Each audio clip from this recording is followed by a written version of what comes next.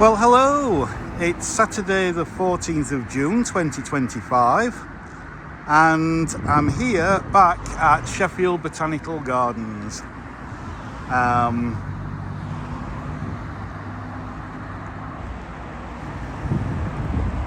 There we go. And I'm at the Clark House Road entrance today. So it's around about 1:30 in the afternoon. And as you can see, it's quite breezy.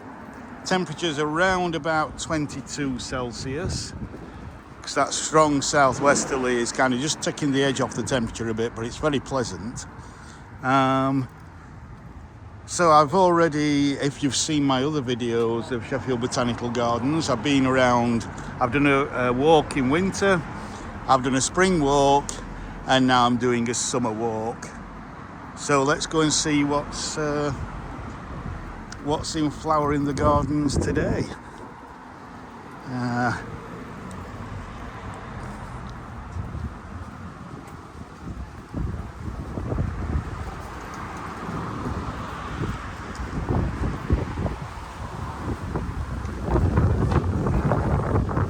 Little shop there selling honey.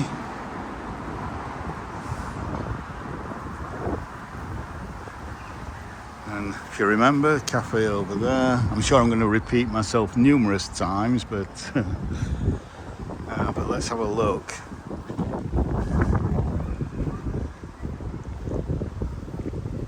Over at the glass houses, and I think I mentioned last time this was newly planted in April. This was all newly planted out. Well, it's doing so well. Look at that. Look at the gravel in there. So again, this is a really sunny bank. So this is loving this dry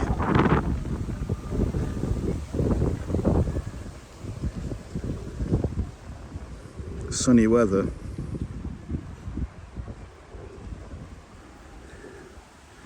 And that little ladybird larva there. See that?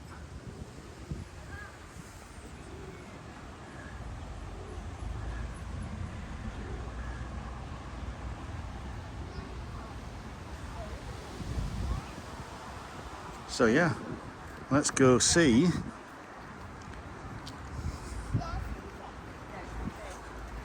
the gardens in its early summer glory.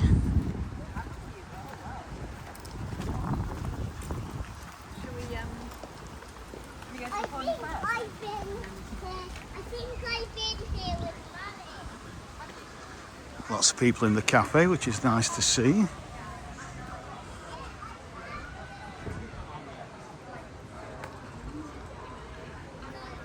And then we look over to the Victoria Garden there, or the Victorian Garden rather. We've got a newly planted area here.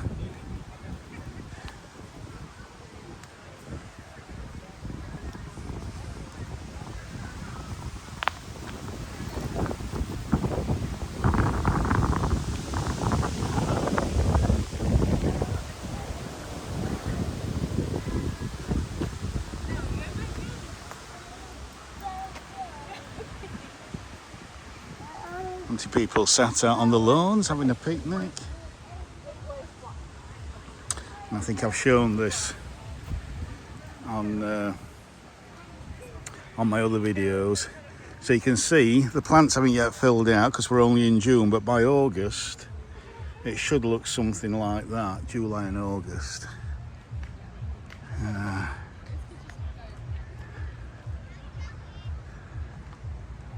That is already quite a picture. Lovely, lovely carpet bedding. See these geraniums, they're not even flowering yet. So they'll come out July and throughout August, September, and really right into October. This will look better in October than it does now. Because we get such a long season flowering.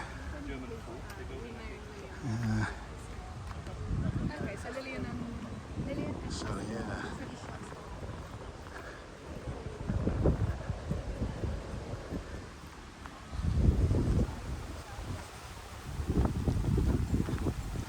go have a look at the pond.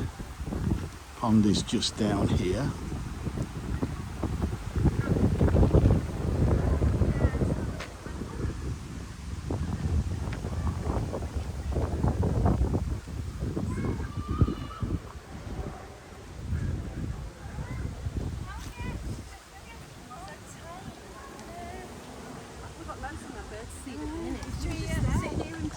It's lovely dissectum acer there. Acer dissectum purpureum, is it, or garnet, or no? It's Villa Taranto. Okay, very nice. Again, when I come back in autumn, hopefully that'll be a picture in all its autumn splendour.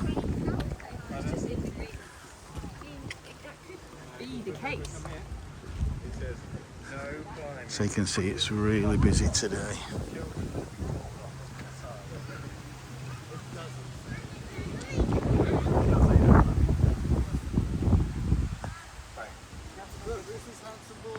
Another lovely big acer there.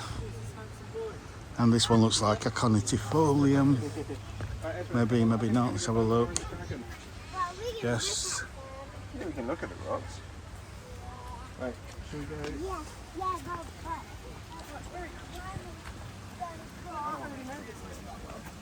I love the black grass there. I think that's fantastic. One day when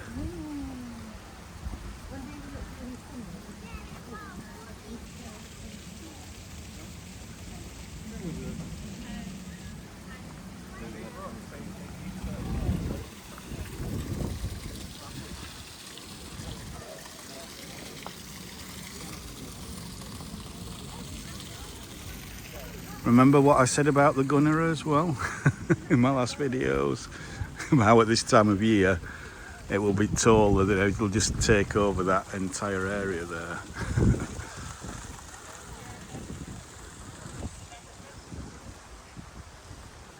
And there's still a lot more growing to do yet, I think. It's already 6-7 foot high, maybe 8 foot high in places. And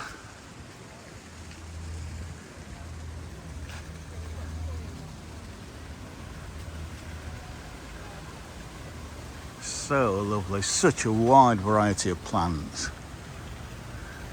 Judas tree here. I mean, there's so many Mediterranean plants around here. Look, that's so old. That beautiful big dissectum's been there for years.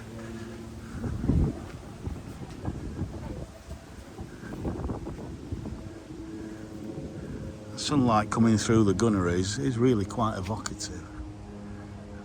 It is fantastic, but I think you need a big...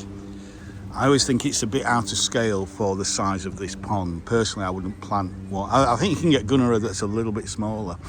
I wouldn't plant one this side in this pond, but it is quite an impressive specimen. I just think the pond is a little bit too small and it dominates it.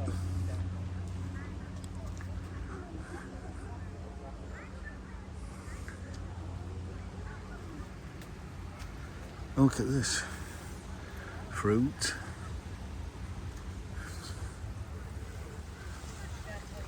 Lots of duckweed there. There are fish in there. I think you saw them in my other videos. The iris are lovely. That's a picture. If I just zoom into that up there. And back out again.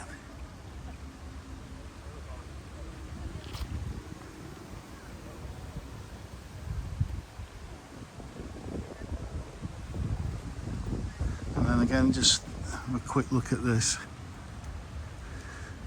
sign. If you want to read that, please pause.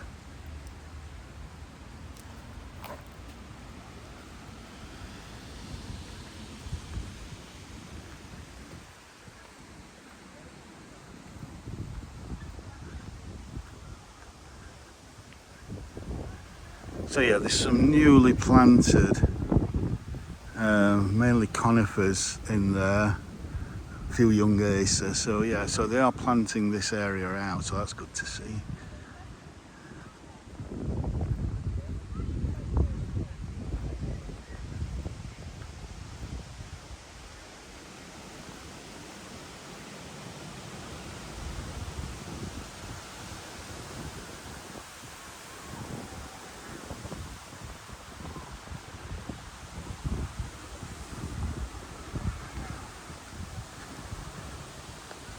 Weigela still in flower there.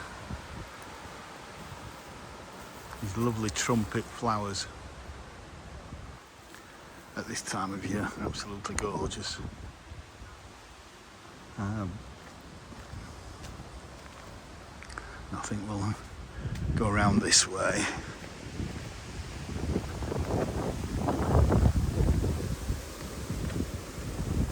If you notice in the grassy areas, they're letting certain areas of grass grow long to provide better habitat for butterflies and insects.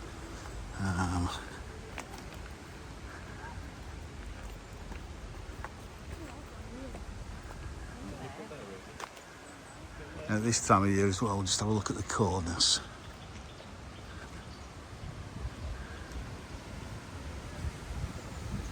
This is the time of the year for the corners. Those wonderful brights there. Beautiful. And of course you get lovely autumn colours as well. Absolutely delightful.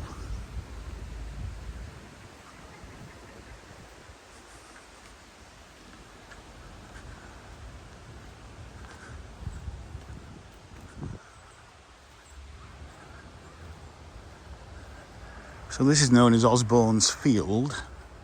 This was a later addition to the Botanical Gardens. This is not on the original, I think, 1836 plan. But this was added later. And it's a nice kind of quiet area too. As you can see, we're doing there, just having a picnic. But they planted this up as another kind of, it's very sheltered, almost Mediterranean garden. Look at these. Again, very dry, very gravelly soil. See all the gravel there? Massive gravel. And so obviously in years these will spread out. I think that's Mesiberanthemum if I remember right. Little Mr. B there.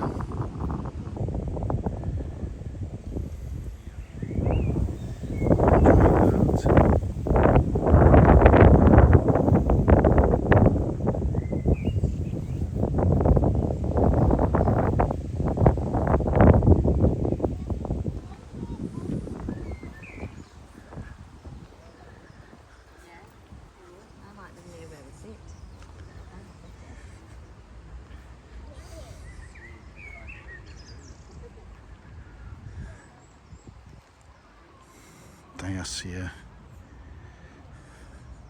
Lots of names that I don't recognise really. I suppose this is a bit of a test bed as well for, you know, if we are getting, if the climate is warming, it's a case of what might survive in our warming climate here in the UK. So there might be some plants that do really, really well. We've got some osteospermums there.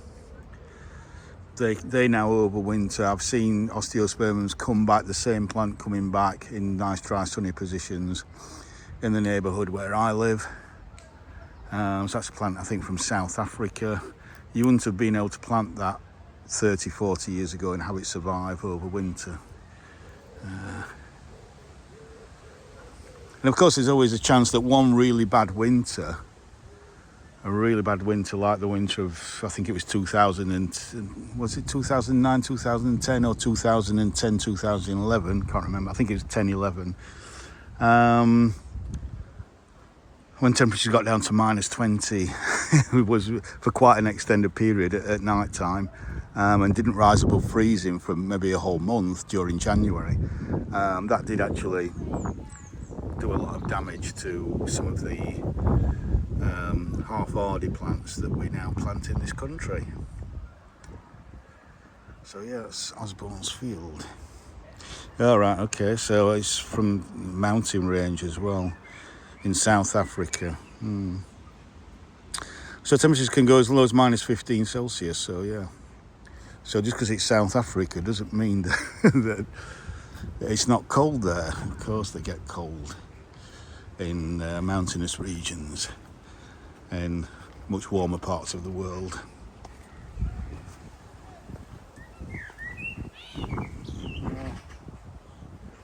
I'm not sure which way to go here.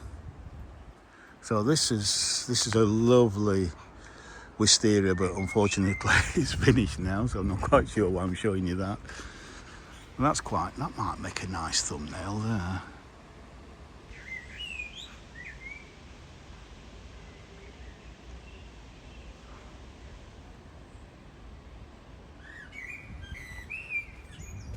As the blackbird sings.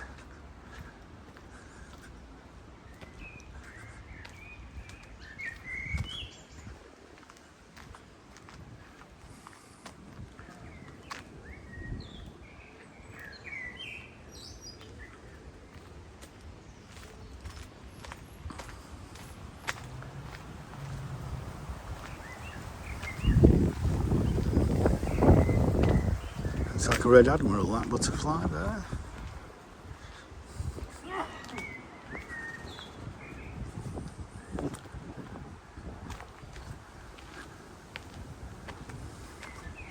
We've got another very gravelly alpine area here, most of which have finished now. They usually flower again. Everything's a bit early this year, so like usually it's kind of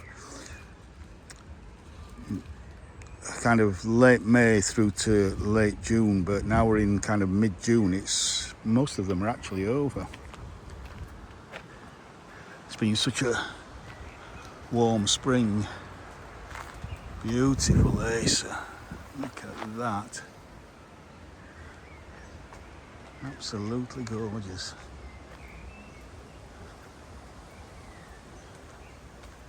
I just want to look at this because I'm not sure what this is. Oh, it's a viburnum. It's a lovely one. I've not seen one like that before. It's a bit high up. Not sure I can see if it's scented. No, it's not. Viburnum Pink Beauty. Okay. Yeah, certainly is. Good old Sankakaku there.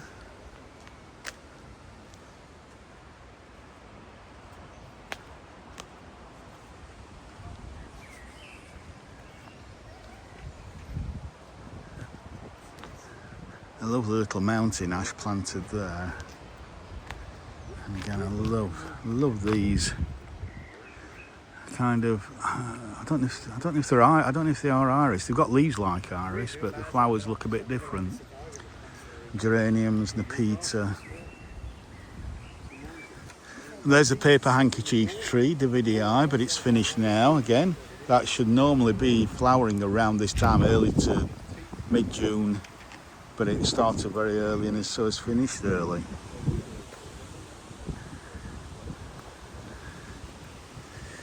Penstemons here. Again, these will now flower well into October, maybe even November. Such a long flowering period.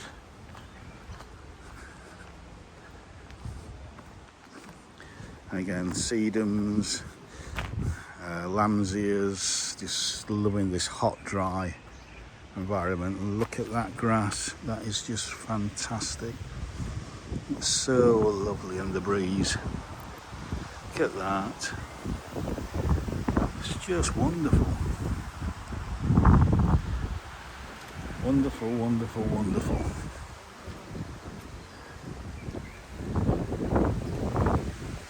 Look at the blue. Wow.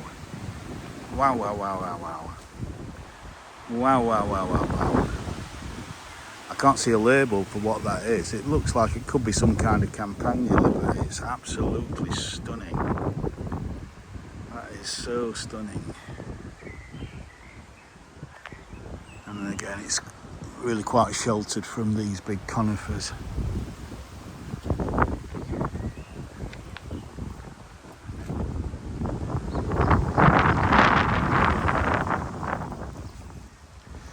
And again, this is just starting to flower, so this will flower throughout June and July.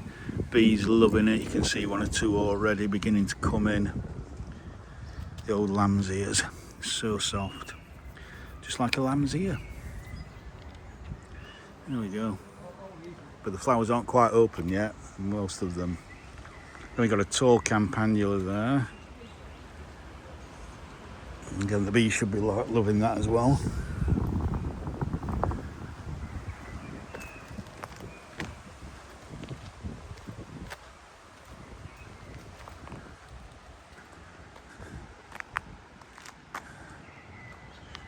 Look at that. It's kind of, I think it's a carnation, that. Wow. What colour. Some more tall campanula there.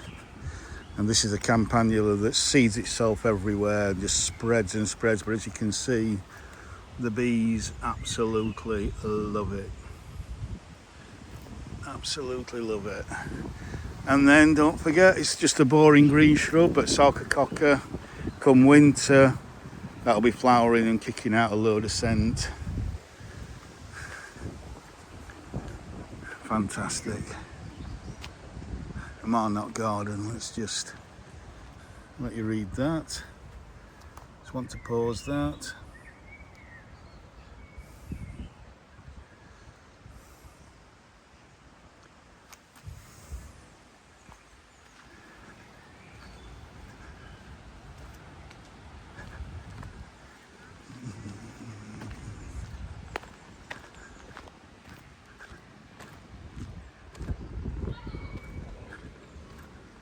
Right. I don't think I'm going to go down to the Thompson Road entrance down to the bottom. Or shall I? Yes, I think I must do. If I'm going to cover the gardens, because there will be something of interest down there.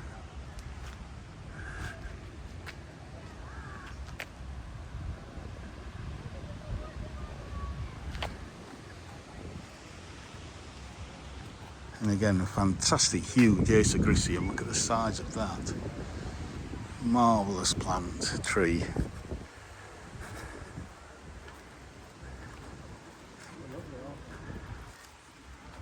Cheers, thank you.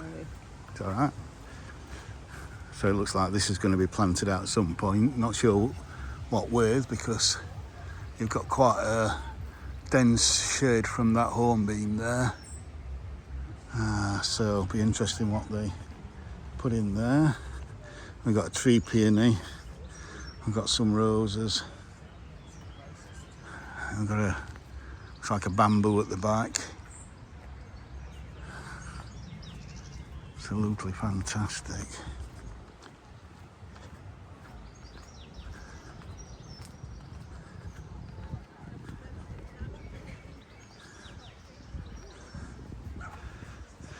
I think this is a form of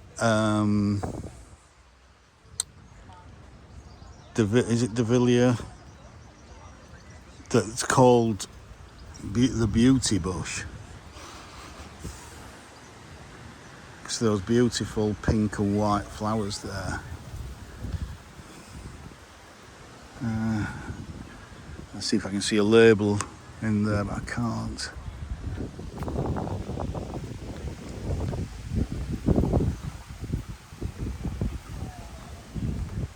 Look at this geranium. Just look at that.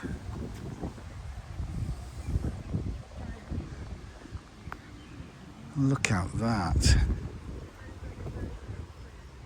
And then this Nepeta as well. Again, bees absolutely adore it.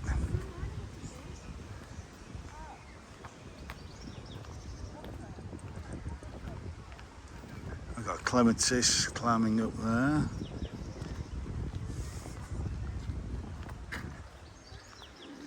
Again, look at that Nepeta. Absolutely stunning. Wow. Just bees all over it. All over it. And again, lots of gravel in this bed here. So we see lots of succulents.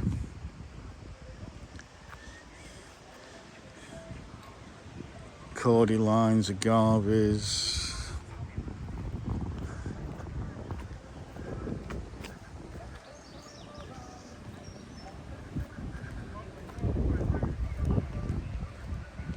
And that's quite an interesting. We've got a load of alliums growing up through the grass up there.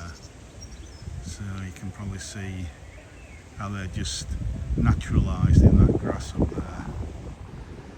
Fantastic. And then we've got some lovely roses down here. Don't want to step on any plants. I can't reach to have a smell. I can actually, no, yeah, I can smell it.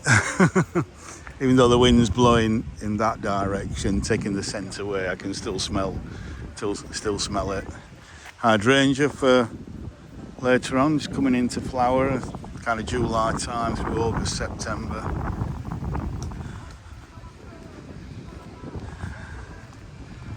And again, some lovely.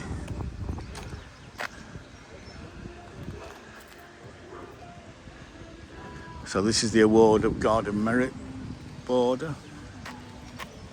Again, just let you read that.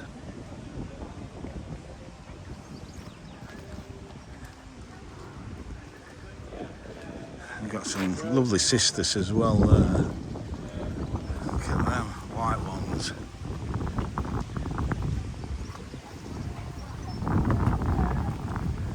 Come to the cactus show. I'm not a huge fan of cactus, so I think I'll give that one a miss. That's it, the Dorothy Fox Education Centre there.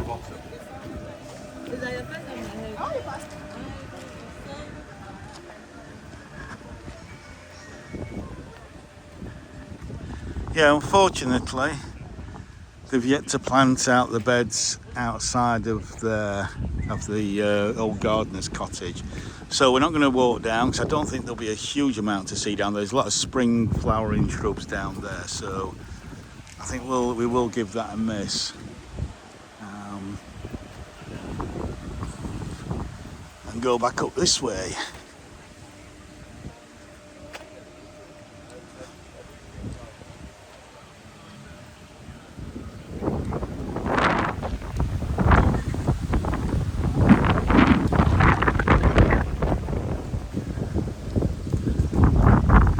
Just a bit of information on the south lawns.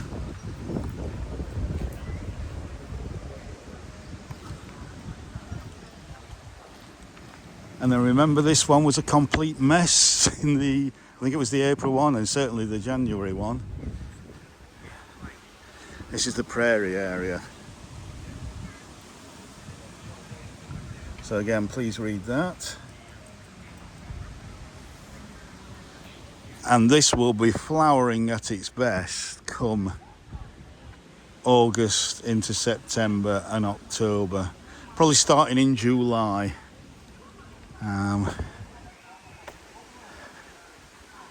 So there's still, I would imagine, some planting to be done there. You can already see over there, there's some poppies. The California poppies. Just see Anothus there.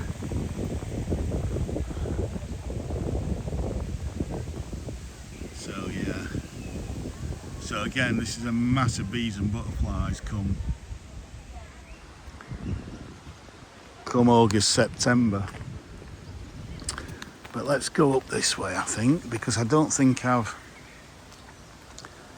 been up this way in my other videos. Blackberry, again, ornamental blackberry there. Lots of geranium and salvia there. Again, the bees on it are just I don't know if you can see that. Let me just zoom in a little bit.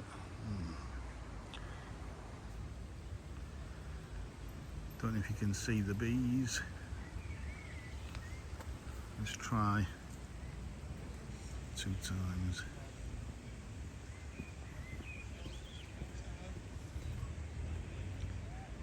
Absolutely adore salvias.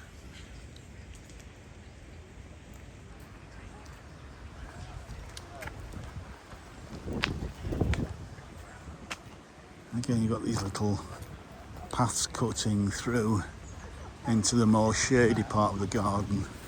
And that is lovely, just a cool, shady part of the garden there.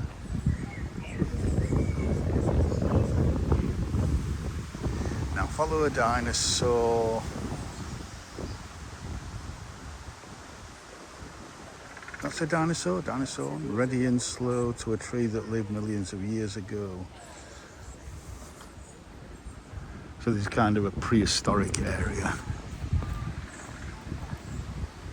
But it's absolutely delightful. You don't need colour to have a beautiful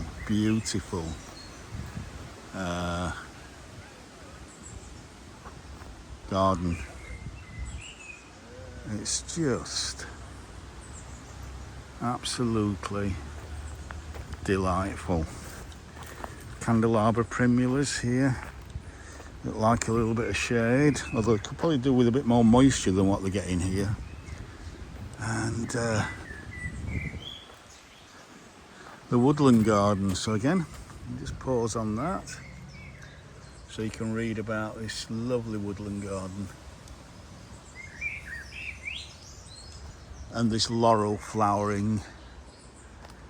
And laurel, when it flowers, especially this one, I think this is a some kind of, it's not the normal one that you see. I think it's is it an oriental laurel or a Mediterranean laurel? I'm not sure, but when I stand back, and especially now the sun's just come back out, and you look at the size of that, and you look at all those wonderful white flowers, and the bees absolutely love it. It's absolutely fantastic for bees, for all sorts of insects, because it gives off a bit of a pungent smell. It's not particularly attractive. Look, we've got a little hoverfly there. Yeah, but it's a bit pungy. It's not completely unattractive. It's not the worst scent in the world. But yeah.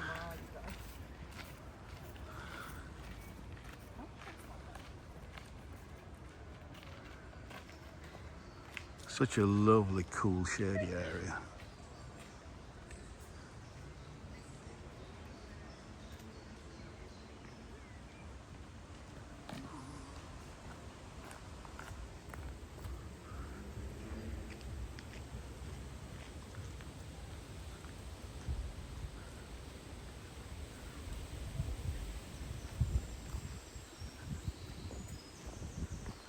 Let's just walk over here. We've got a beautiful willow with the light coming through. That is just gorgeous.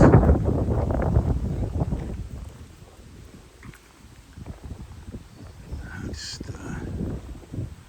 put it on wide again.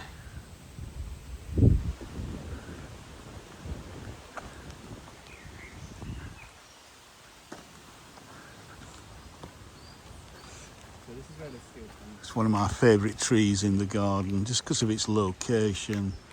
It just frames the whole path so beautifully. And again, we've got another acer here. Another lovely acer that should look fantastic come autumn.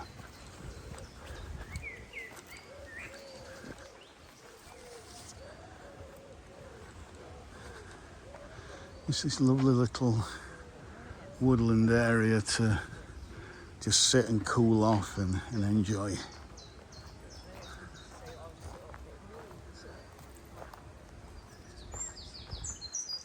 It's lovely, soft geranium. It's not one that gives you massive impact, but it just fits in so perfectly with this environment. Just this kind of very semi-shady area. And again, the bees are absolutely loving it. It's just so subtle. It's fantastic.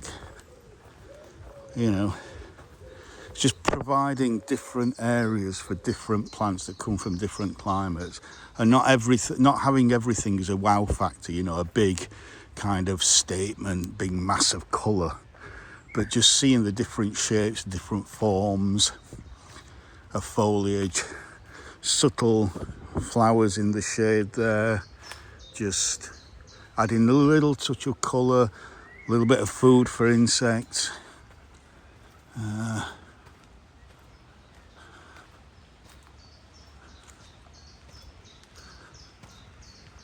And go back up there to the south lawns,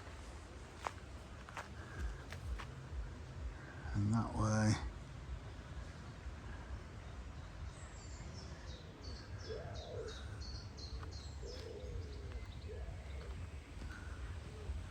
Got a huge acer there. Look at the size of that. That is incredible.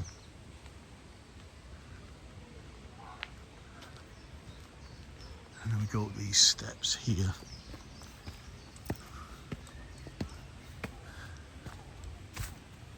More epimedium, more geranium.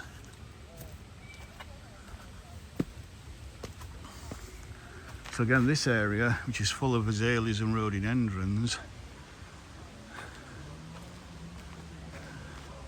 some acers there, it's very much a spring garden.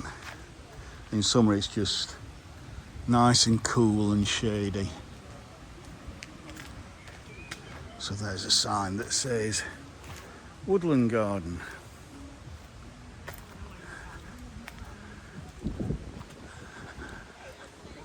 Beautiful big horse chestnut.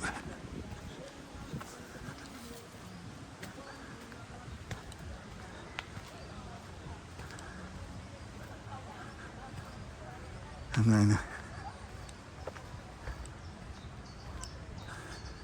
again, lots of epimedium there. I think I want to go this way. Cheers.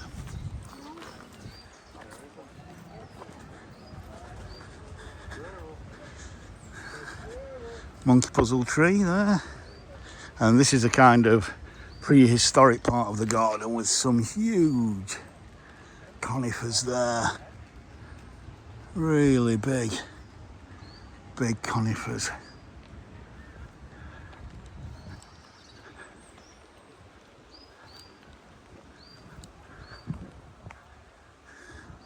Then we got, oh, that smells. Oh yes. I think that's a Cotoneaster. Quite a big one. Again, looking for a label. Can't see a label. But it looks like a Cotoneaster and it smells like one.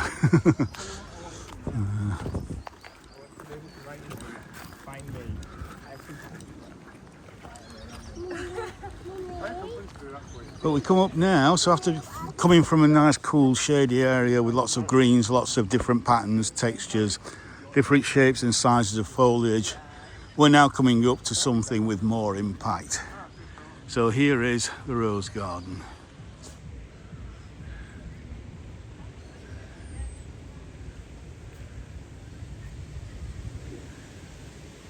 So let's go have a look at the rose garden. There's I think that's an ornamental pear, that.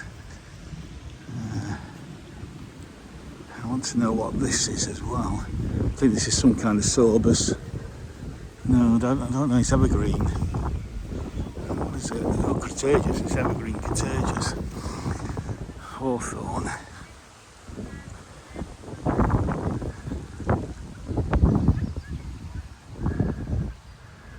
So just look back to where we've gone. We missed the fountain, but we'll come to that later on, because we're here at the rose garden. Isn't that just fantastic? Just look at that colour, the wow factor, and the scent is just... The scent here, let's just have a... Oh yes, just lovely, lovely soft tea scent that.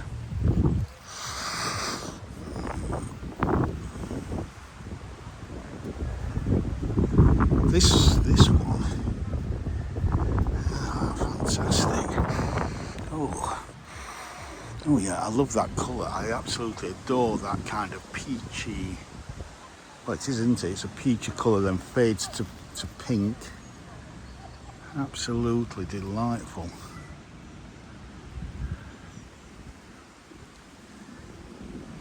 Isn't that just gorgeous?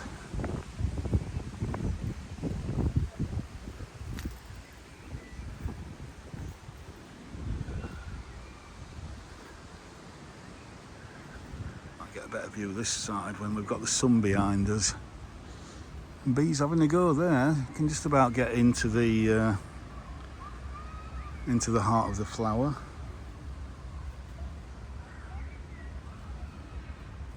But yeah, that is an absolute gorgeous one there. Standard.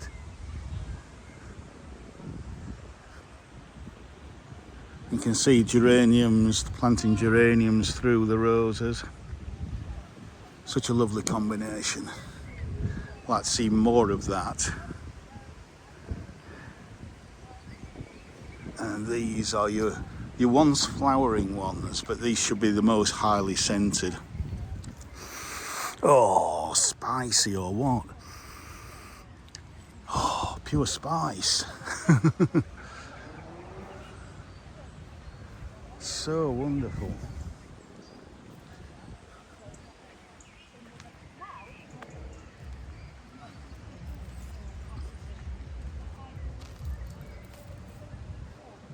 Oh, we've got one here that looks like that new King's Rose. I'm sure it's not, because obviously it's been here for quite a few years.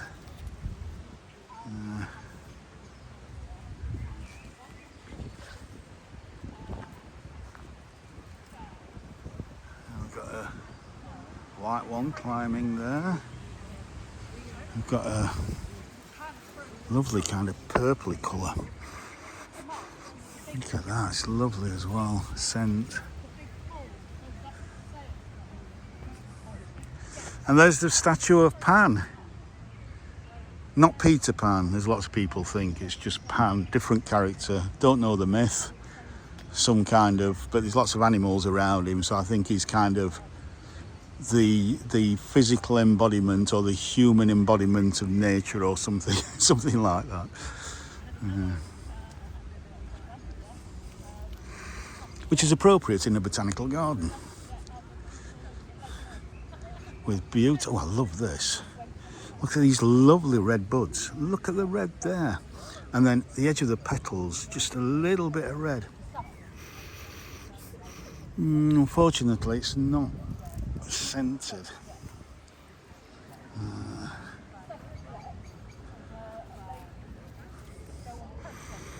Yeah, that's subtle scent there.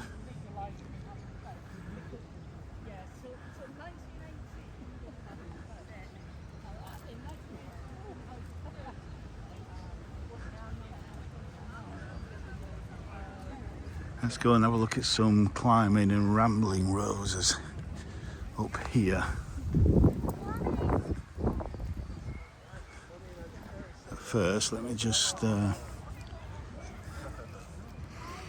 Oh, delightful, delightful.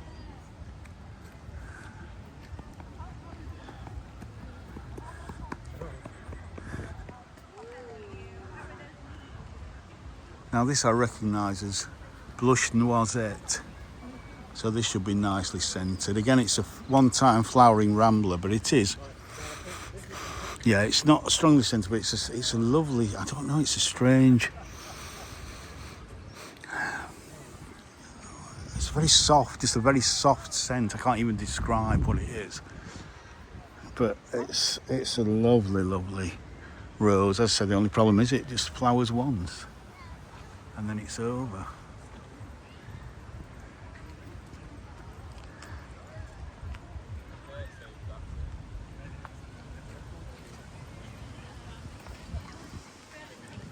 Here around here on the north side.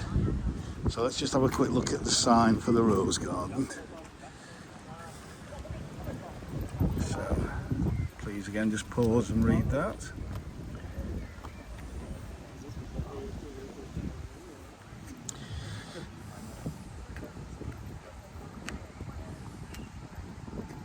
Spirit of the woods, that's right. Pan is the spirit of the woods.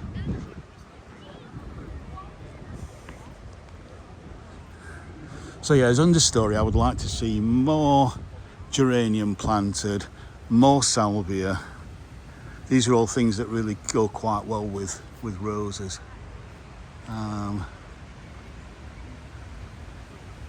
That's lovely yellow there. Oh, and I think that is Rambling Rector.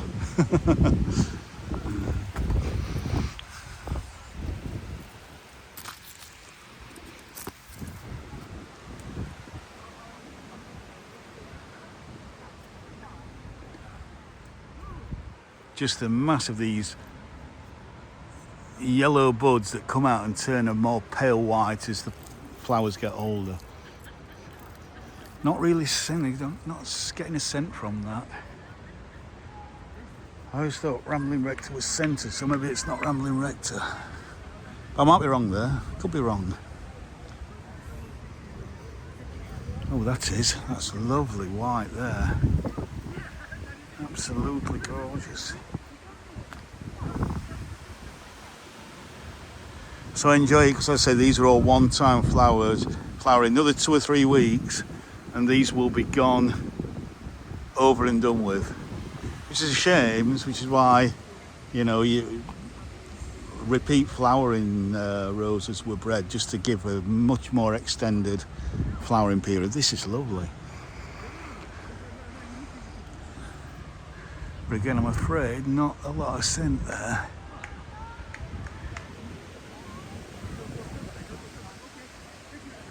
It looks like there's something yellow up there.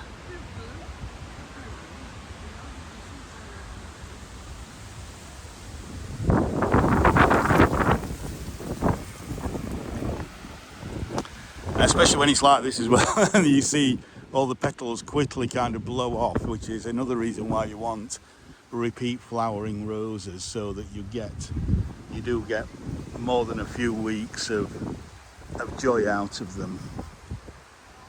But I do like these being planted here. So yeah, these are all look like much older kind of hybrid T-bonds, which again I'm not overly keen on, because all the flowers tend to be at the top and you need to plant underneath them, which you can see that they've not really done here.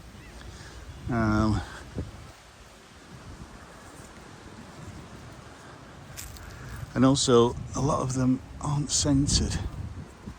This is why I'm a big fan of David Austin and his modern shrub roses, and Peter Beale as well.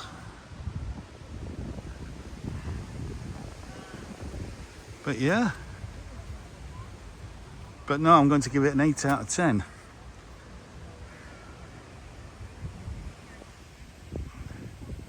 See if I can get a bit of a thumbnail.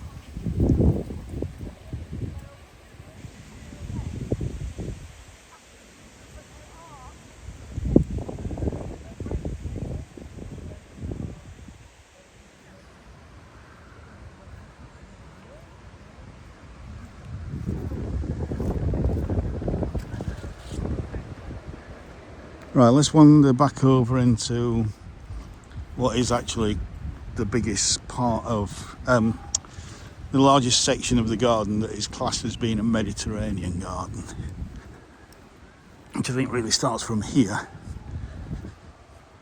So again, it's a very sheltered site. and it gets sun pretty much all day. So there's not a lot in flower yet, but I would imagine, again, the best time for this part of the garden is August, September. So that's the path up to the bear pit. So you can see we've got some osteospermum Mediterranean climate garden just there. Okay.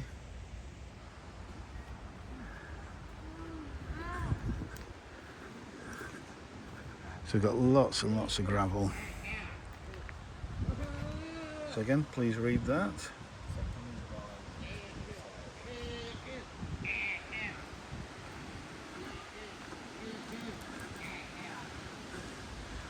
Lots of shrubs with small leaves, with grey leaves, and kind of spines for leaves.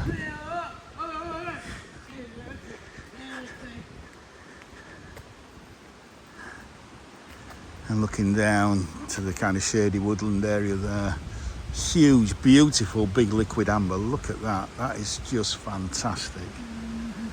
Absolutely fantastic. We've got a variegated oak there, which is unusual.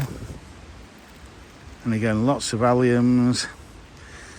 This Eryngium Picos Blue there. Absolutely stunning colour. Look at that. What a colour. What an absolute colour. Then we got a lovely Philadelphus. So this is the prime time for Philadelphus. Oh, that mock orange scent. Oh, absolutely stunning scent. Beautiful, beautiful.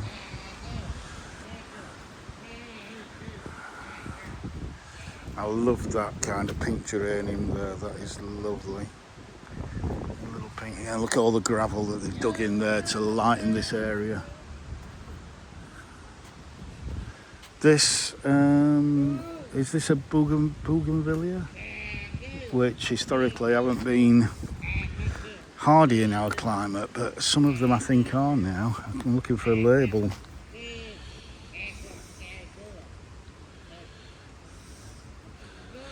White is that this or is that something else? White Australian fuchsia, that says. I don't know, I'm not sure.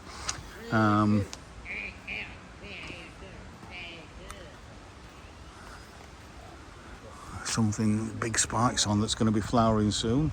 This looks like more of a miniature gunnera. This looks more appropriate if it is a gunnera for the pond in here.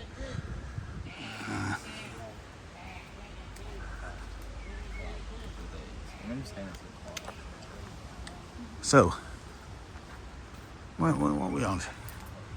53 minutes, so I'm thinking somewhere around an hour and a quarter to an hour and a half for this video.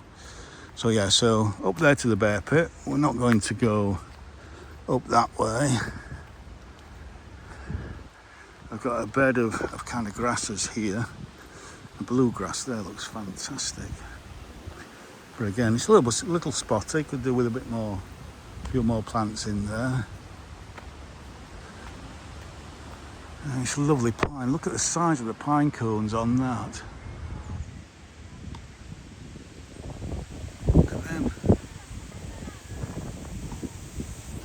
Fantastic.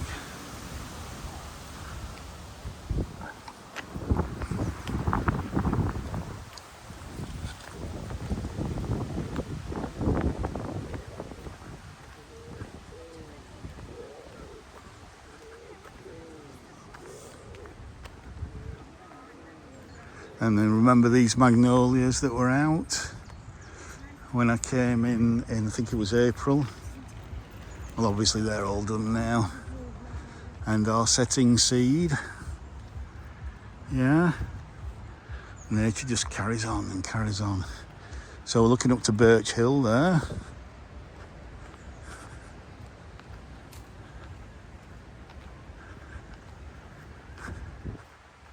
So again, I'll just stop and let you have a little bit of a read about Birch Hill.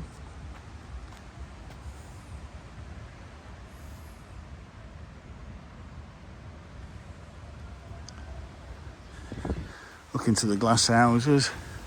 But this is kind of the pièce de résistance at the moment. Look at that cornice there. Look at that. Wowzer.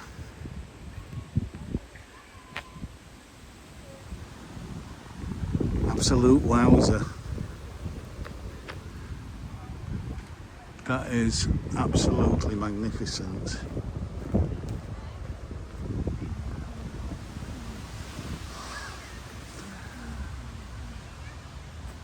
Even in the shade. Just go into the shade and you just see a different aspect to the tree if you just go underneath it. Because that's obviously been there for quite a few years.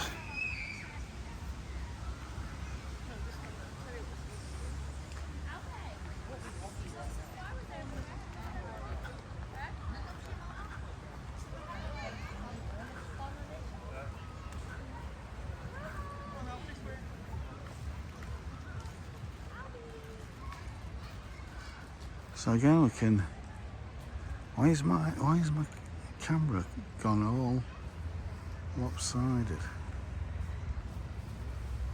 I know I'm on a slope here. We are actually on a slope. Looking towards the gardens.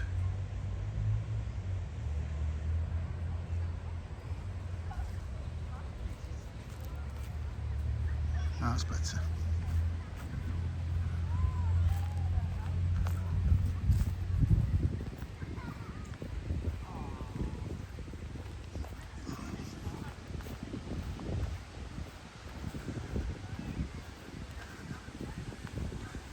A few new trees planted. Looks like a field maple. Yeah, Montpellier maple, right? Okay.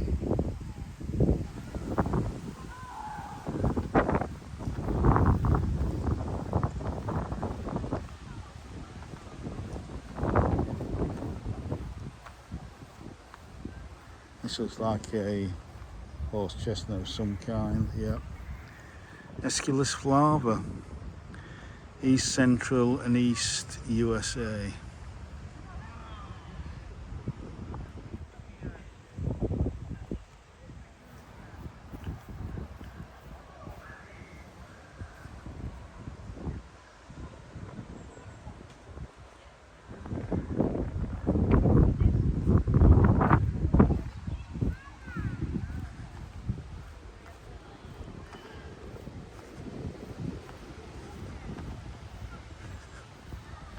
I've got a holly hedge here. Let's just have a look at these. So this is Acer carpinifolium. Okay, interesting to see what colour that's going to look. And you can see it's an Acer because of the, not because of the leaves, but because of the seeds. Another huge Acer there. I think that's Acer Griseum as well. What's this one? This is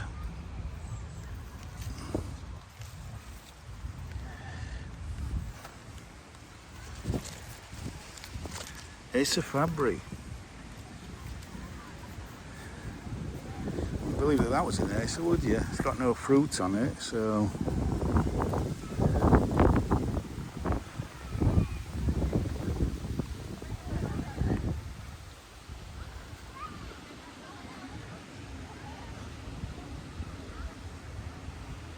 That is either some kind of field maple, some kind. Hold on, what we got here? Yes, it's field maple, Acer campestri. Yeah, that's a big one.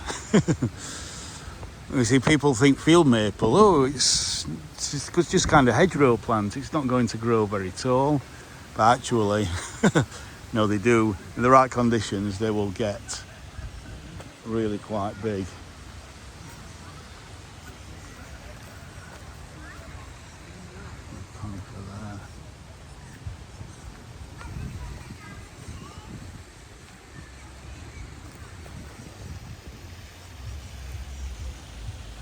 Probably because So here we are at the fountain.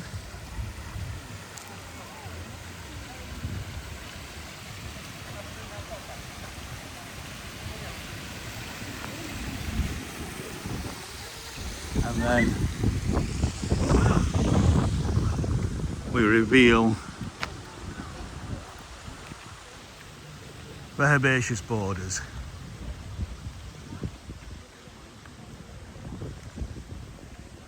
Which this pretty much is kind of south by southwest facing. So these borders do pretty much get the sun all day, except because of the shade of this, I think that's a privet, it's variegated privet. There's a little bit more shade on this side than on this side.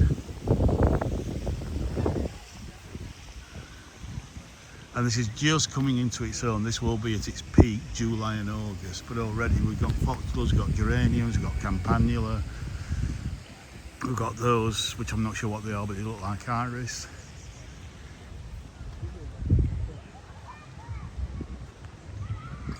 We've got peony, look at this peony here.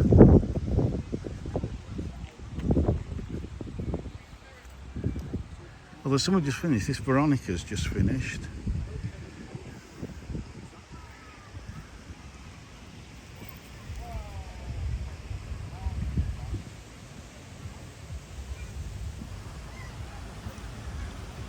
And that, love the big geranium again, which the bees just absolutely adore. And we've got some hostas coming out. Sorry. That is a peony. Yeah. It's beautiful. These lovely big flowers, but it flowers once and then that's it. Yeah, no, the peony's about 2 weeks, aren't they? Yeah, the 2 or 3 weeks.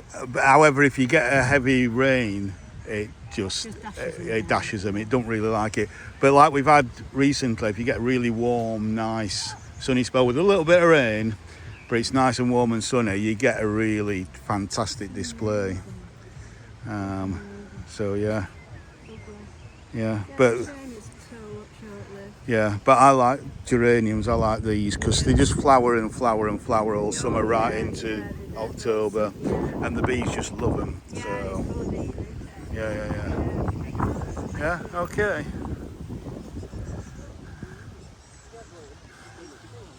And the Rosa glaucus finished now, just a few little flowers on it, but already it's got the seed heads forming. And all this is all summer flowering on this side. So let's just go across here. Again, we've just got some hostas coming up. We've got these yuccas flowering. All this is kind of summer flowering. It's lovely grass here. Haconechloa macra aureola, really. And again, a little rock geranium, which I love, which I've got. Absolutely fantastic plant.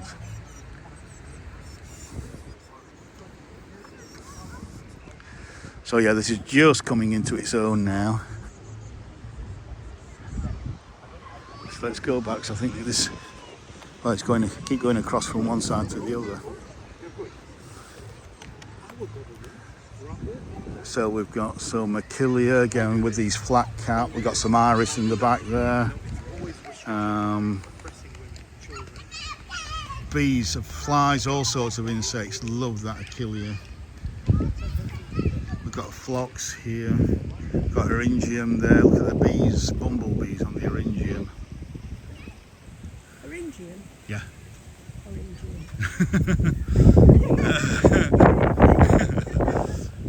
Just put all these in your phone. Yeah, I know, I am going to. Or take a photo of the label when you can see one. Yeah, thank you. E, begins with E. Eryngium. There is actually another one somewhere else in the garden that's got a label on that you can see the label. I can't remember where it is though now. Or just Google blue spiky flowers. That will bring it up.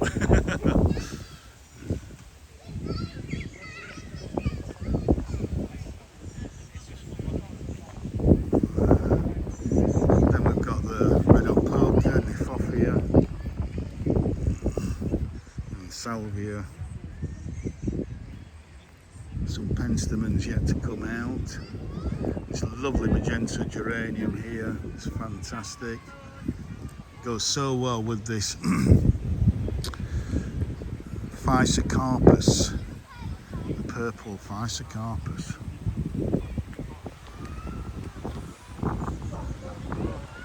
And we got again the hardy palm, Trachycarpus fortunei. And then we just go over there. Again, there's not a lot in flower. There's a lovely dark purple geranium over there. And then you've got lamb's ears there. And then that lovely, not sure what that tall blue foliage plant is, but that's lovely. We can get a glimpse of the rose garden over there.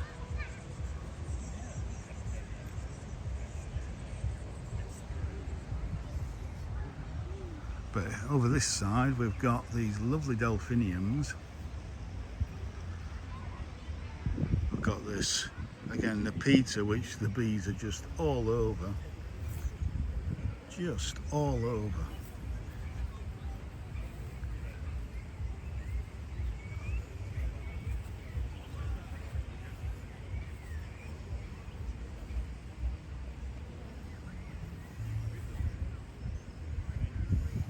We've got lovely pink penstemon here. Absolutely gorgeous, just mingling in with the Nepeta. And that'll be, as you can see, there's already one bee, or honeybee, going in there. So this will be attractive to the bees really when that's over, although that's got quite a long flowering period. Geum just coming to its end. Another geum here just coming to its end. I do love this silver shrub, but I'm not sure what it is. And then these, I call them, I'm not sure if they are helomanthiums, but these kind of mid to late summer flowering. Not sure what that is. But I love the foliage on that. That lovely silvery blue foliage. Absolutely gorgeous.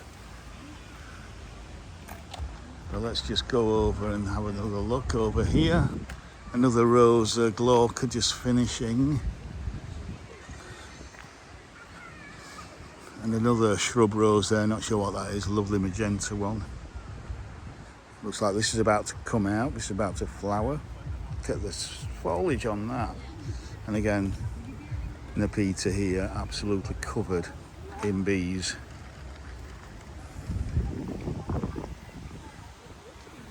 Another eryngium there.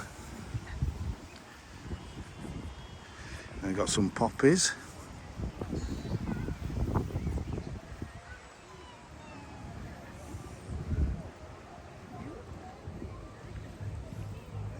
That lovely blue hosta.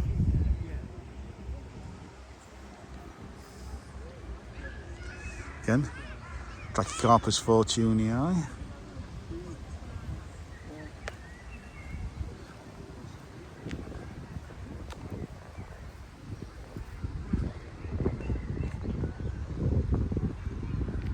Then we've got foxgloves, digitalis.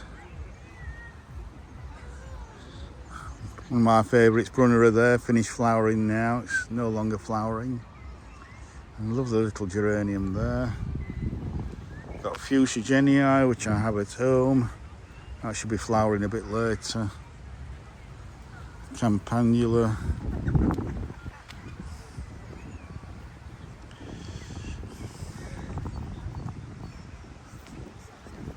And these sedums, which will again, from really kind of late July onwards through August and September, should be covered in bees.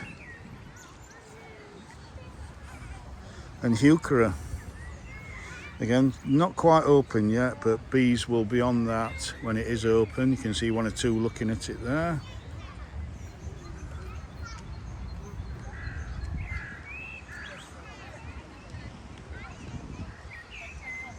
So yeah,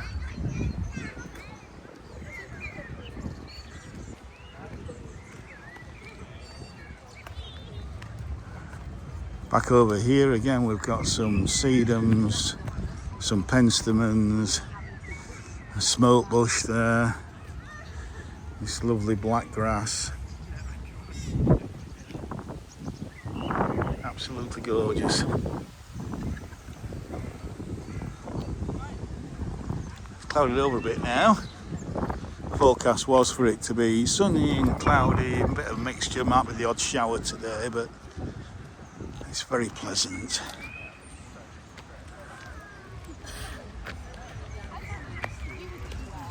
Lots of people picnicking.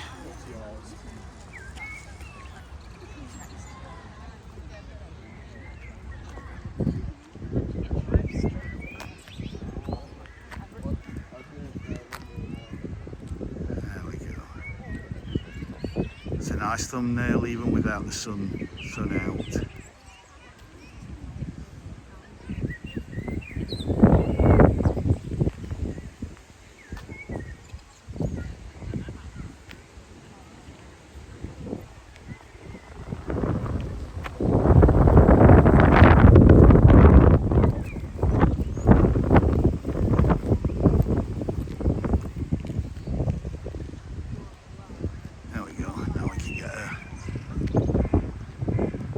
View of the glass houses.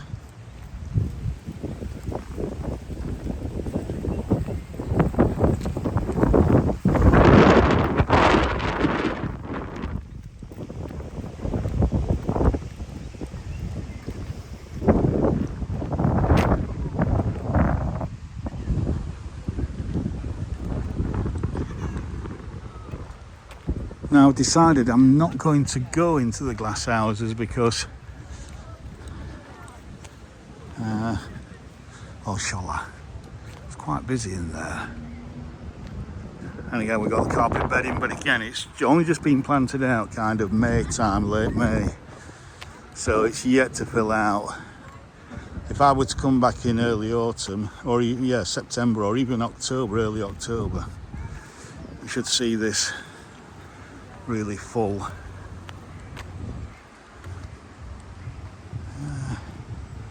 Thing is, most things in the glass houses seem to flower winter or spring. Summer tends to be a time when they don't really flower all that much. But let's just have a wander through because we're on what? Oh, lovely, thank you very much. Because I'm on 1 hour 13 minutes, so yeah. See if we can keep this down to about 1.5 hours. So again, I'm sure I've shown you this before, but please pause if you want to read.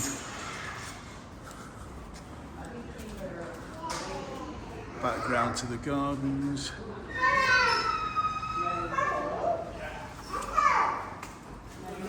History of the pavilions.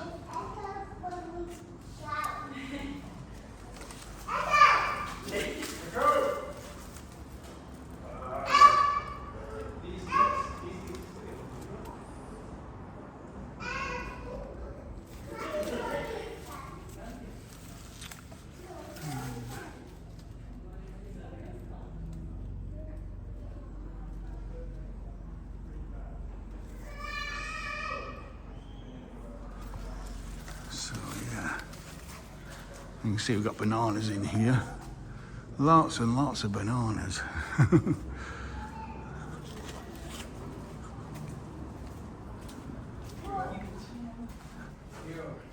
And it does look like a jungle at this time of year.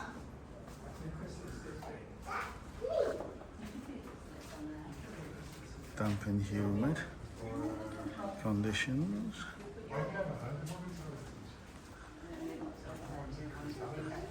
Excuse me. Thank you. Cheers. Let's go around the back. As I suspected, there's not a lot in flower at this time of year. It's just a very warm tropical or subtropical environment.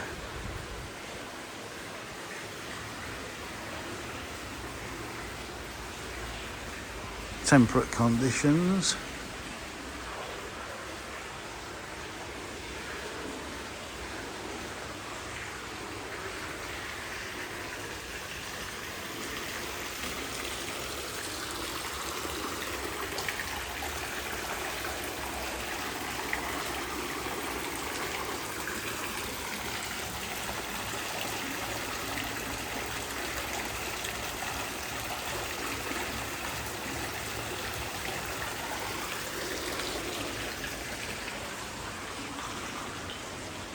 I do love the big kind of, the big fronds, the big tropical kind of look. It's fantastic.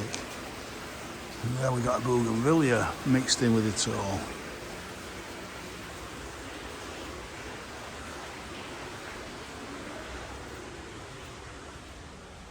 Oh yeah, it's very warm and humid in here. Dry conditions. So again, please pause that.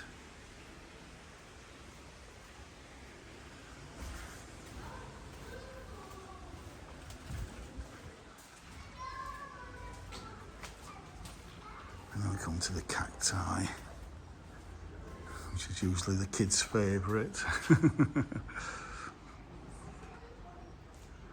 There are some impressive specimens there.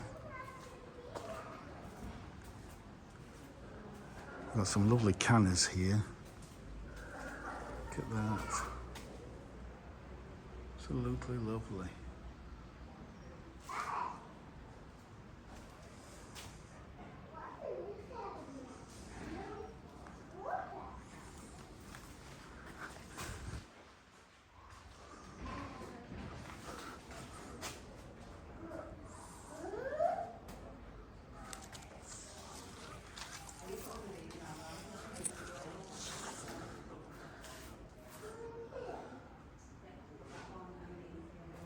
That's a lovely little red flower there. It's delightful. So, please support Sheffield Botanical Gardens. If you've enjoyed this walk today, please go onto their website and please donate to them. It is a trust, so all of your donation will go to the gardens.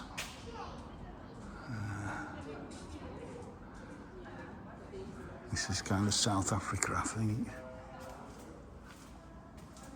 Bird of paradise plant.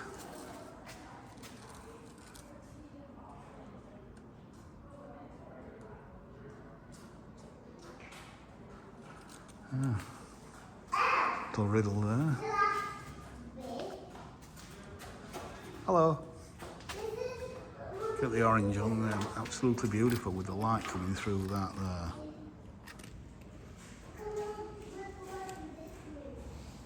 Absolutely gorgeous. Gorgeous, gorgeous, gorgeous.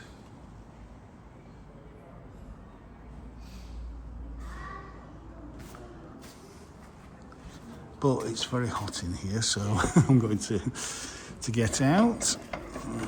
If I can open, that's it, pull it.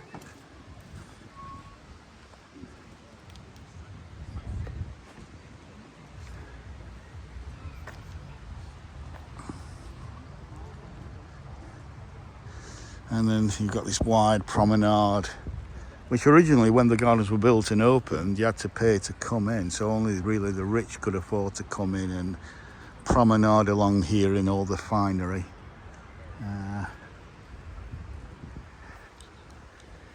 But then when it was handed over to Sheffield City Council, I think at some point, it became open, free and open to everybody. Oh, look at this. This is...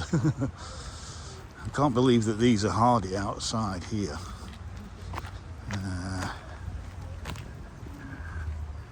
Just look at these. Look at that. And these as well. Let's get past here. Wowza.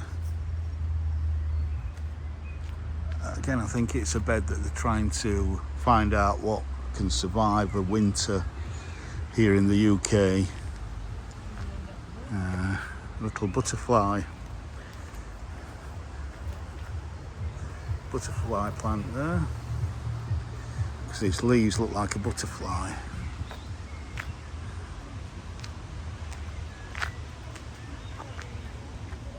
That is fantastic.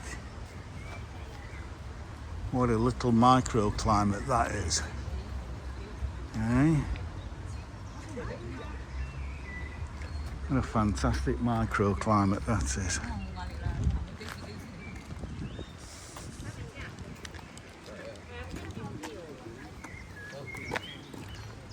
And again, I think on my last video, one of the last two in the Botanical Gardens, I did point out that this was going to be planted. So you can see this is newly planted.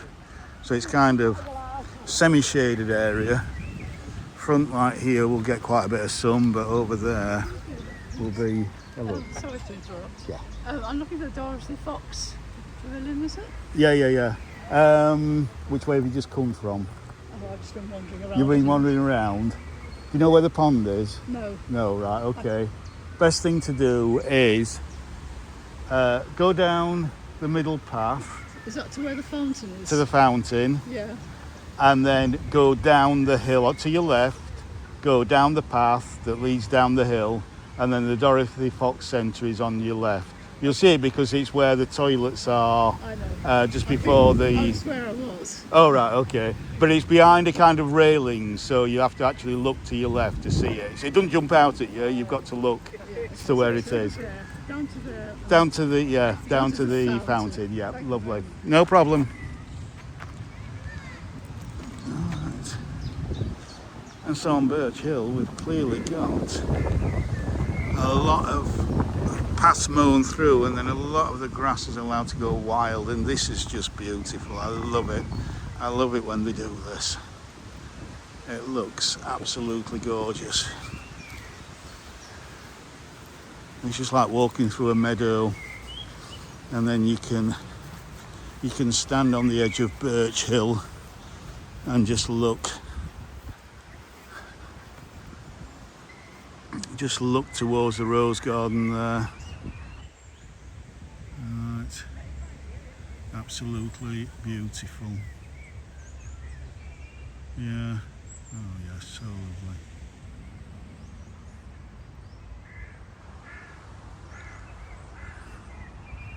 So lovely.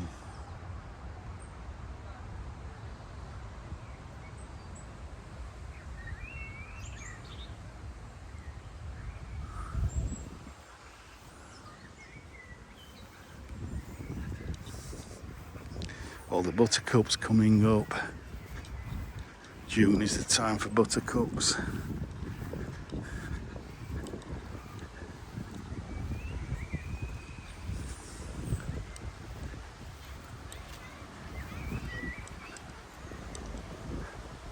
In fact, I might just walk to the top of, just go up here. It's so evocative. I love this kind of wild kind of look.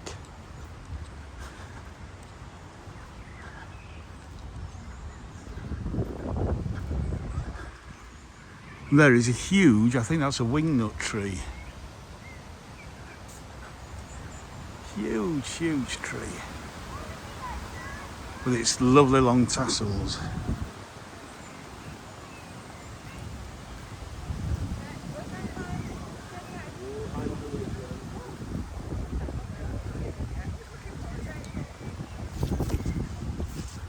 It's meandering through a meadow. And we've got the flagpole with the green flag to show that it's a quality green space.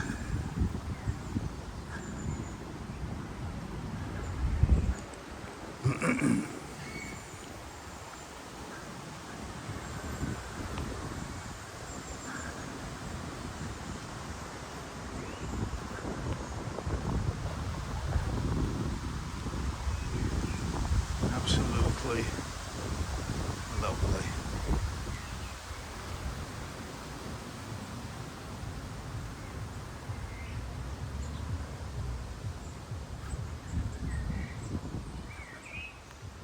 A signpost there.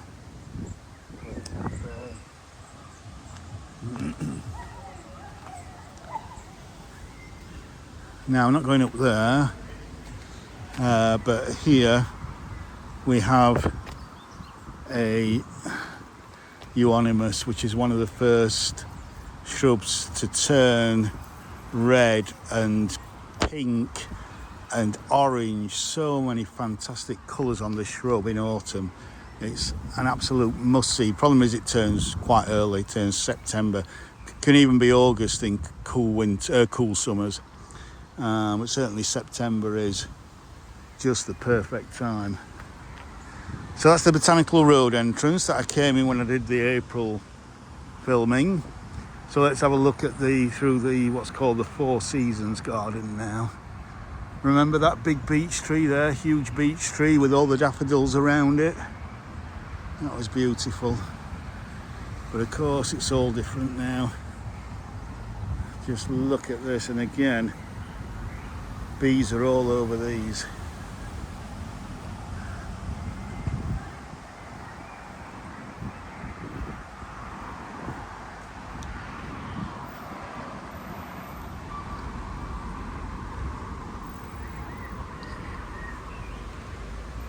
Again, the pizza.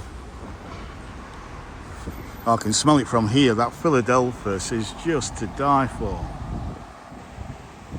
Absolutely beautiful. It's the breeze is blowing that scent over in my direction. And we've got fuchsia.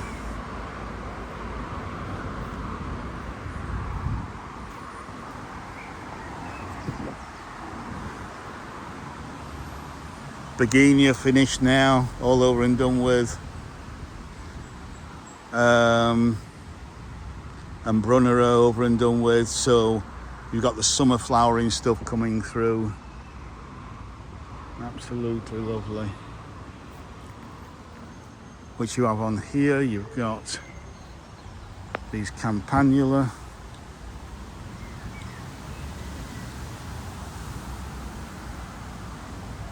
Rose Golden Celebration there.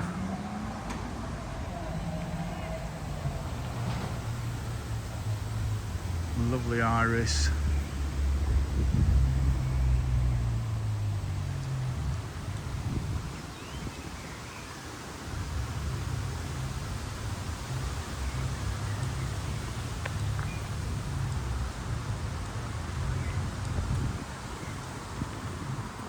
And again, you can see all the daffodils now have been left to go brown, so all that energy goes back into the bulb to build the flowers for next year, and then just leave this, let the grass come through, and then this will probably be mown in kind of late summertime.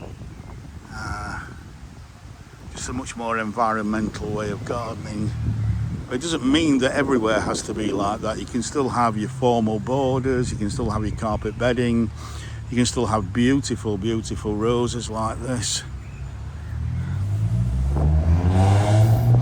Oh, just lovely, lovely scent. Graham Thomas that. It's a David Austin rose.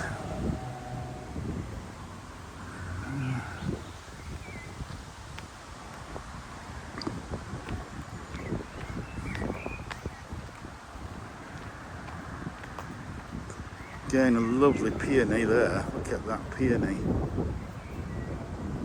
And then this heuchera just picks up the purple and the pink flowers, purple leaves and the pink flowers, pick up the pink of the peony there. Just wonderful combination.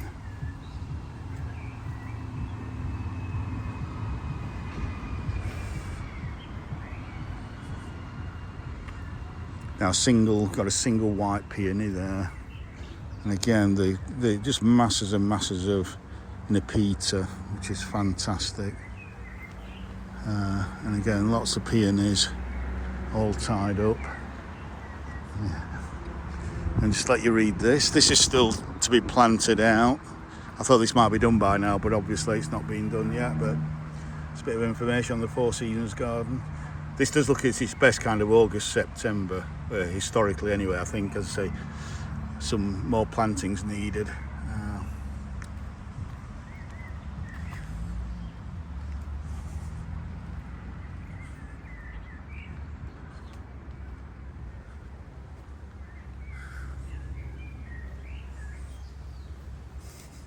Have a smell at that, because sometimes peonies don't smell so nice. Sometimes they're lovely, other times they're not so nice. Does this one smell? Is it scented? Beautiful, absolutely stunning. Yeah, but I'm not sure I like it too much.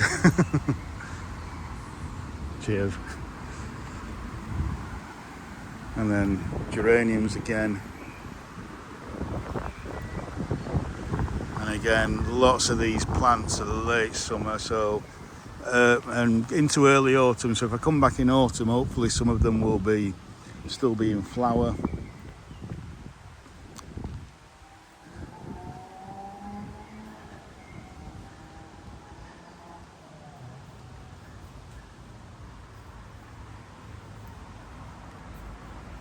Beautiful. Love that geranium.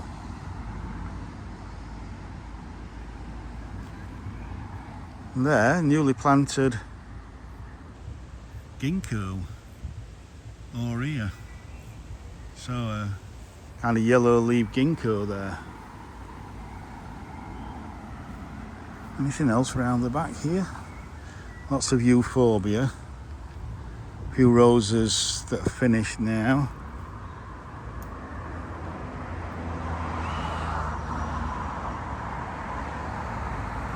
Lovely. What are we on? 1.5 hours. Right, we're coming to the end. I'm not going to hurry because I just enjoy taking all the sights and the scents and just bringing you all this beauty. And it's a small botanical garden. It's only 19 acres, but I think it's just perfect. Robert Marnock knew what he was doing when he laid this out, providing all these different areas, these kind of different rooms and different habitats for different species of plants from all over the world. And look at that. Another fantastic cornice there. I love these. Absolutely love them. And then that's kind of the boiler for providing heat for the greenhouses during winter. And then another cornice on this side. Absolutely spectacular. More geraniums. Reeves is finished now. It's like a tree peony there that's finished flowering, or it's not started yet, I'm not sure which.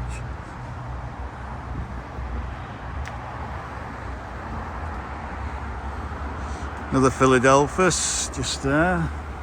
And again, this is kind of newly planted, so this will take a year or two to kind of fill out.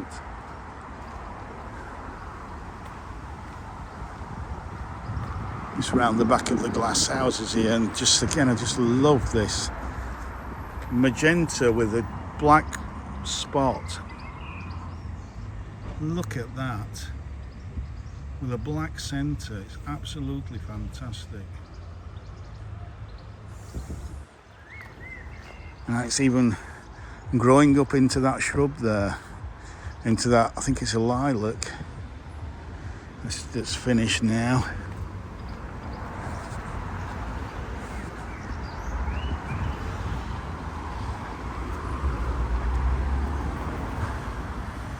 Amelanchier, again, fantastic autumn colour. You can see some fantastic berries on that there.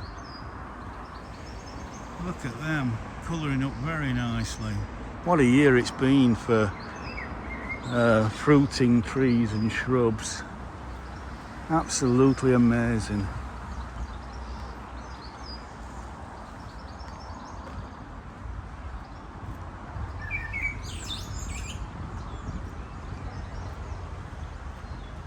As we come back to the promenade, and we look down to the lawns with people just picnicking, and then we're back to the rock garden just here.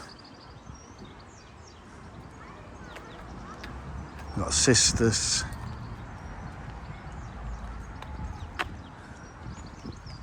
Oh, we've got is that a petal fall out? I thought it was a butterfly then. Look at that, grey leaves on that, that's fantastic.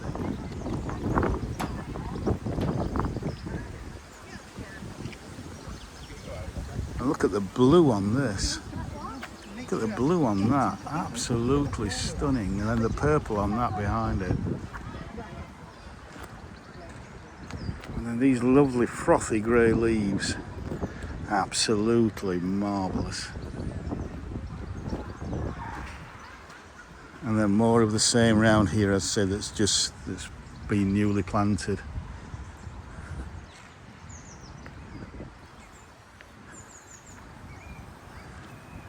So yeah, so we're back to pretty much where we started. So I think I'll leave you with that view there. So if you've enjoyed this this hour and a half walk this afternoon around summer walk around Sheffield Botanical Gardens, please like, share, subscribe and comment.